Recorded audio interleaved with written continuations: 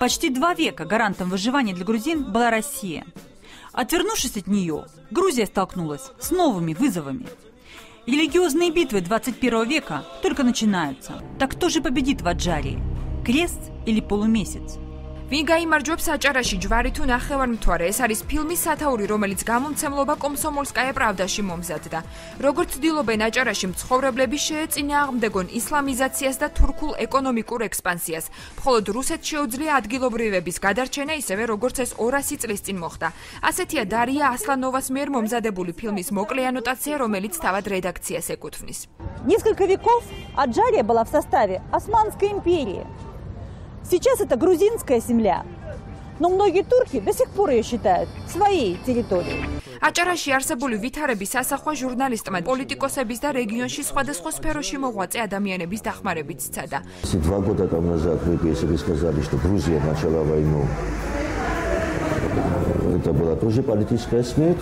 ეს არის კარგი მაგალითი იმისა, თუ როგორ არ უნდა ესაუბროს სკანდალური გაზეთის სკანდალურ ჟურნალისტს.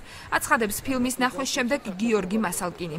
ის აცხადებს, რომ მისმა მოსაზრებებმა სახეცვლილება განიცადა. დარია ასლანოვასთან საუბრისას მასალკინი აღნიშნავს, რომ ომი 2008 წელს სწორედ საქართველომ დაიწყო. ასევე ეხება უკრაინა-რუსეთის ურთიერთობებს. თქვათ მე გამოთქვი რაღაც აზრი, ერთი ნადადებას ტოვებენ ამას აზრში, მეორეს იღებენ და შემდეგ მესამეს ამატებენ თავის წინადადებას. ეს ცნობილი მეთოდი ახლა თავს ავიმართლებ, უნდა ოზაბოლოს უნდა ისავლო, ვის უნდა მისცე ინტერვიუ, ვის უნდა არა. მაგალითად, ყველაზე მძიმე, რაც ამ ინტერვიუში იყო, მე მაგალითად ვამბობ, რომ აი უკრაინაში რომ რაღაც ხდება, ეძებენ რუსეთის ხელს. როგორ ფიქრობთ ახლა, რომელმეს დასრულმა ადამიანმა შეიძლება იფიქროს, რომ რუსეთის ხელი არ ურევია უკრაინის ამბებში.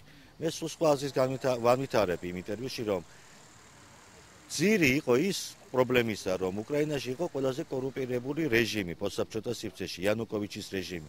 ამ რეჟიმმა გამოიყვანა ხალხი მაიდანს და რუსეთმა ეს გამოიყენა თავისთავად, მაგრამ ეს ყველაფერი ამოღებულია და დატოვებულია, რომ მარტო რუსეთში არ უნდა ვეძებოთ, ესე იგი რუსეთის ხელი არ უნდა ვეძებოთ. ანუ თავის თავში უნდა ვეძებოთ პრობლემები მეტ. Вот если будем мы продолжать интеграцию с Турцией, то мы потеряем Аджарию. თუკი ჩვენ თურქეთთან ინტეგრაციას გავაგრძელებთ, ჩვენ დავკარგავთ აჭარას. ასეთ პროგნოზს აკეთებს ჟურნალისტთან საუბრისას თამაზ ბაკურიძე. ფილმის გამოსვლის შემდეგ კი ის რუსული გამომცემლობის მუშაობას ჟურნალისტურ დაზვერვად აფასებს და ვარაუდობს, რომ რუსული გამოცემის ჟურნალისტი საქართველოში გარკვეული მისიით იყო ჩამოსული. ჟურნალისტურ დაზვერვას უფრო გავდა, რაღაც აშკარად ჩანს, რომ თავიდანვე არ ჩანდა ეს, მაგრამ აი მასალა რაც გამოქვეყნდა, აშკარად ჩანს, რომ გარკვეული მისიით იყო ეს ადამიანი ჩამოსული და რა თქმა უნდა ეს არ იყო დამოუკიდებელი მისია. И что вы хотите сказать? Да очень просто, что Грузия была просто картли кахити. У нас территория была 90 тысяч квадратных километров в 1921 году. Мы вам дали территорию новую. Себе она взяла, она не мне делала. Получили-то вы. Ай, хорошо, хорошо. Очень трудно с вами. ერთადერთი მოსაუბრე, რომელიც რუსი ჟურნალისტის შეფასებით ცხელი რესპონდენტი აღმოჩნდა დავით ბაციკაძეა. მირჩევნია ვიყო ღარიბი და თავისუფალი ვიდრე მდიდარი მონა.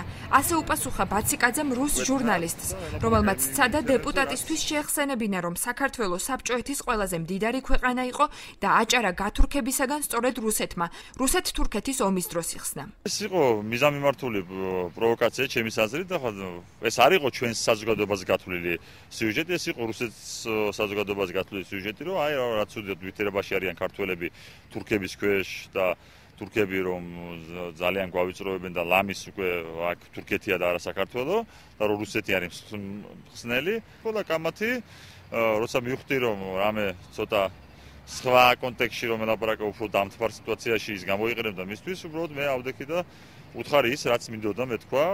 ამავე ფილმის რესპონდენტები იყვნენ არასამთავრობო ორგანიზაცია მამულიშვილთა კავშირის თავმჯდომარე ნიაზ ბოლქვაძე და დეკანოზი თეოდორე. მოძღვარმა დღეს ფილმის შეფასებისაგან თავი შეიკავა. ჩვენ შევეცადეთ ვიდეო მასალის ავტორს დარია ასლანოვას დავკავშირებოდით, თუმცა კომსომოლსკაია პრავდას редакцияში არავინ გვიპასუხა. Здравствуйте. Вот и звонили в издательский дом «Комсомольская правда». Пожалуйста, оставайтесь на линии, вам обязательно ответят.